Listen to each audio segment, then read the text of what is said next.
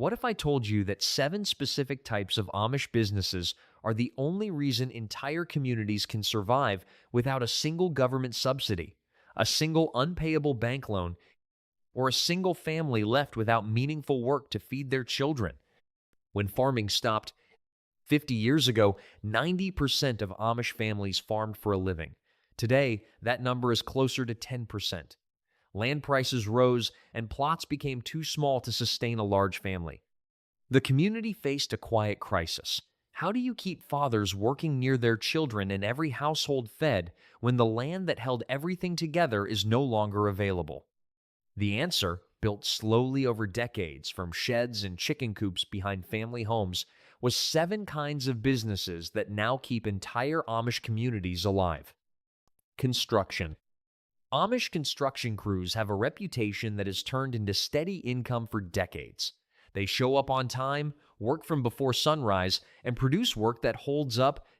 English contractors near large Amish settlements hire them regularly, meaning Amish construction income reaches into surrounding counties, bringing money back into the community from outside it. Within the community itself, construction keeps the physical infrastructure of Amish life intact. When a barn burns, Amish construction knowledge raises a new one in a day. When a young couple needs a house before marriage, community skill builds it. Construction is not just an income source.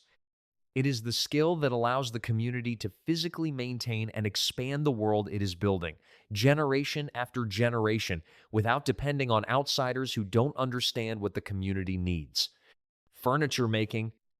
Amish furniture has quietly become one of the most remarkable economic ecosystems in rural America.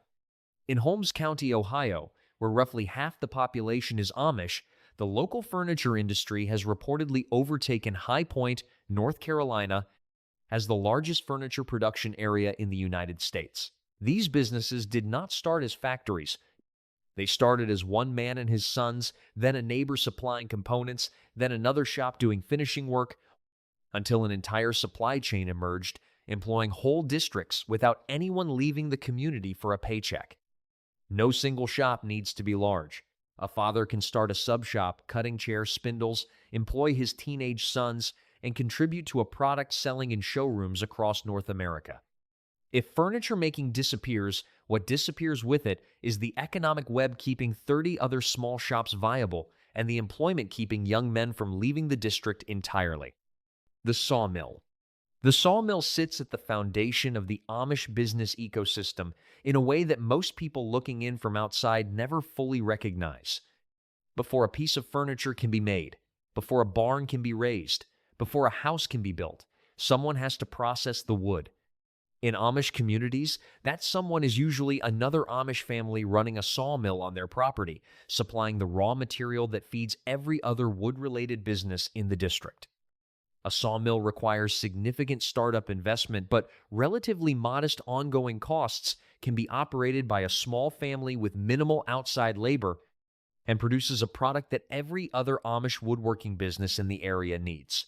This makes it one of the most strategically important businesses a community can have, because when it functions, it keeps money circulating inside the district rather than flowing out to outside lumber suppliers. The Amish approach to timber is also shaped by their theology of stewardship. Wood is a renewable resource, land-grown and honestly worked, and the men who run sawmills often describe their work in terms that sound more like farming than manufacturing, because to them, the management of wood from standing tree to finished board is simply another form of tending the land they were given responsibility over. Bulk food store. If there is one Amish business that the outside world consistently underestimates, it is the bulk food store. From the outside, it looks simple: a large building, plain shelving, bins of flour and oats, and dried beans and spices sold by weight. What it actually is, for the community that depends on it, is the logistical backbone of how an Amish family feeds itself through an entire year for a fraction of what it would cost anywhere else. A family of 10 buying staples in bulk quantities pays far less per meal than the same family buying packaged goods at a conventional grocery store, and the difference over a year is not small. It can mean hundreds or even thousands of dollars kept inside the household budget for other needs. For the community the store serves beyond just its customers, the bulk food store is also an employer, a gathering point, and a supply chain anchor. It employs young people who are past school age and not yet settled into a trade. It creates a reason for community members to interact regularly in a commercial setting that reinforces relationships without requiring technology or outside contact. And it keeps basic food security inside the community's own control, so that no Amish family is entirely dependent on English grocery chains whose prices, availability, and products shift with markets the community has no influence over. The Buggy Shop. No other business on this list is more distinctly, irreplaceably Amish than the Buggy Shop. Every other business on this list has a counterpart in the outside world. Furniture shops, construction companies, sawmills, bulk food stores, all of these exist in non-Amish versions.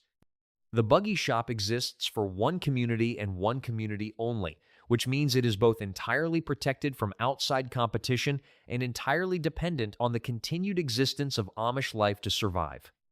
A buggy shop in a healthy Amish district does far more than sell transportation. It builds and maintains the physical object that makes Amish community life spatially possible. Without functional buggies, families cannot attend church services, cannot travel to neighbors for mutual aid, cannot get their children to school, cannot reach the community's businesses. The buggy is not a quaint tradition or a tourist attraction. It is the circulatory system of a community that has chosen to live at the pace of a horse. Buggy shops typically also do harness work and repairs on related equipment, meaning they service the entire network of horse-dependent transportation in the district. The craftsmen who build and repair buggies pass their skills directly to apprentices within the community, ensuring the knowledge survives into the next generation. If a buggy shop closes and the skill disappears, the community does not simply become inconvenienced, it loses the ability to move. Produce stands. The produce stand is the oldest form of Amish commerce and in many ways the most democratic. Almost any family with a plot of land and a willingness to plant more than they can eat can run one. No special equipment, no large startup cost, no trade skills that take years to learn. A table at the end of a lane, a hand-painted sign, and whatever came out of the garden that week is enough to begin.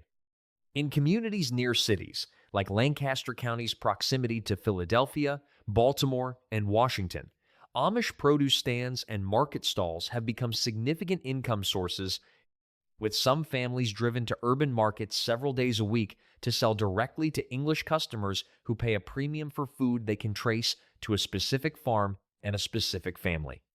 What the produce stand does for the community that no other business quite replicates is provide a point of entry. A young woman who is not yet married but needs income can run a stand.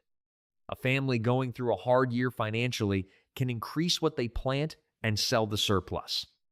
An older couple whose children have grown can maintain a small stand long after larger farm work has become too physically demanding. It scales with whoever is running it, which means it is available to almost everyone at almost every stage of life, in a way that furniture, manufacturing, or construction is not. When produce stands thrive in a community, the effect is not just financial. It is a signal that the land is still being worked, still producing, still providing, which in an Amish community is as close to a statement of health as any single thing can be. Quilts and cottage crafts. The quilt is the most visible symbol of Amish women's economic contribution, and it is also one of the most consistently underestimated. An Amish quilt made by hand takes between 100 and 500 hours of skilled labor, depending on the complexity of the pattern, and sells for anywhere from several hundred to several $1,000s in markets where buyers understand what they are purchasing. The women who make them are not hobbyists. They are skilled artisans working a trade passed down through generations, producing goods of genuine quality in a market where machine-made alternatives cannot replicate what the handmade version offers. Beyond quilts, cottage crafts include candles, preserved foods, baked goods, hand-sewn clothing items, woven baskets, and a range of small household goods that Amish women produce from home often in the margins of time around larger household responsibilities. These businesses are particularly important for the community because they allow women to generate income without leaving the home or disrupting the household structure that Amish life depends on. A woman who sells quilts and preserves from a small home shop is contributing financially to her household while remaining fully present in it, which the community values as much as the income itself. What disappears if cottage craft businesses shrink in a community is not just income. It is one of the primary mechanisms by which Amish women's skills are formally recognized as economically valuable, passed to daughters who watch their mothers work, and sustained across generations as something worth learning and doing carefully rather than quickly. The bakery. The Amish bakery operates on a scale that surprises most people who encounter one for the first time. This is not a boutique operation producing a small batch of artisan loaves for a farmer's market. In a community where a household regularly feeds 10 or 12 people and baking from scratch is simply Tuesday, the women who transition that skill into a commercial bakery are bringing an industrial-level competence to a business that looks, from the front counter, deceptively modest. Bread, pies, cinnamon rolls, cookies, and pastries move out of an Amish bakery in quantities that reflect a lifetime of cooking for crowds rather than individuals. For the community, the bakery does several things at once. It employs young women in the years between leaving school and marriage, giving them structured work, income that contributes to their household, and a setting where skills are further sharpened under production pressure. It draws English customers into the community regularly, creating a reliable income stream from outside the district without requiring anyone to leave it. And it anchors the community's reputation for food quality in a way that benefits every other food-related business nearby, from the bulk food store to the produce stand. When the bakery thrives, the whole food economy of the district benefits from the goodwill it generates. The greenhouse. The greenhouse is one of the most quietly powerful businesses an Amish family can operate, and it is also one of the most accessible. Unlike furniture manufacturing or construction, which require years of skill development and significant tools, a greenhouse can be started with modest land, modest capital, and the same knowledge of growing seasons and soil that Amish families have been accumulating for generations. In spring, when English homeowners are looking for vegetable starts, flower seedlings, and landscaping plants, an Amish greenhouse positioned near a road with steady traffic can sell out of inventory repeatedly before summer even begins. What the greenhouse provides to the community beyond income is a form of economic participation that is available to families at almost any stage of life and almost any financial position. A young couple just starting out can build a small greenhouse on whatever land they have access to. An established family can scale it into a significant seasonal operation, employing their children through the spring rush. An older couple can maintain a modest greenhouse well into their later years when heavier physical work is no longer manageable. It requires no credentials, no technology beyond basic irrigation, and no outside partnerships to begin. It requires only the knowledge of growing things, which in an Amish community, no one ever had to be taught to value. 7 businesses. That is what stands between a thriving Amish community and the slow unraveling that comes when fathers have to drive 2 hours for work, when young men leave the district because there is nothing for them to do, when families can no longer afford the land or the tools or the basic supplies that Amish life requires. None of these businesses are glamorous in the way the outside world defines glamour. A sawmill behind a farmhouse, a quilt laid out on a frame in a back room, a produce table at the end of a dirt lane. None of this looks like economic strategy from the road, but it is.